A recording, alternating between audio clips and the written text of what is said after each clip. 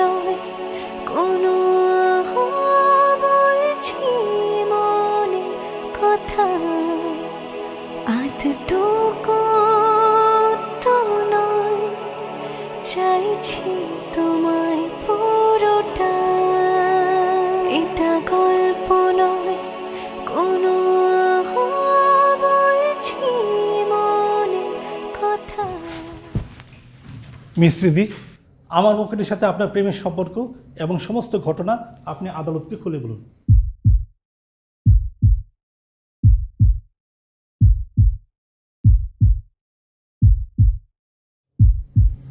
ওর সাথে আমার কোনো প্রেমের সম্পর্ক ছিল না। এটা গল্প নয় কোনো বলছি মনের কথা, হাটুকু তো নয়, চাইছি তোমায় পুরোটা। ওরা দুজনেই আমাকে ডিস্টার্ব করতো। বলছি মনের কথা, ওদের এই ঝগড়ার ব্যাপারে আমি কিছু জানতাম না। চাইছি তোমায় পুরোটা।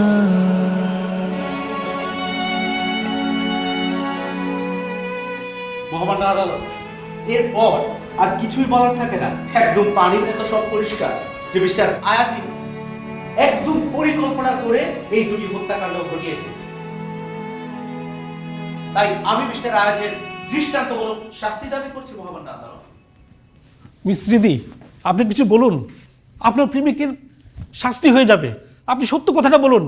এটা গল্প নয় কোনো বলছি মনে কথা, আধটুকু তো নয়, চাইছি তোমায় পুরোটা।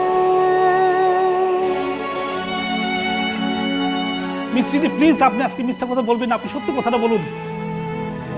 মহামান্য আদালত, আমার আর কিছু বলার নেই। আপনি আপনার আসন গ্রহণ করুন।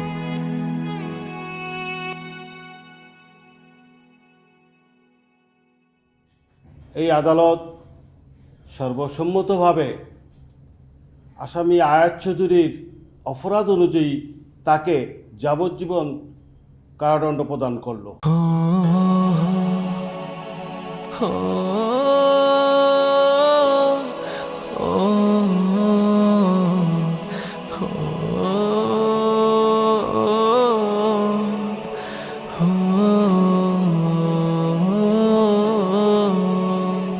সাথে সাথে তার প্রতিপক্ষ ওমরকে 5 বছরের সশ্রম কারাদণ্ড প্রদান করা হলো।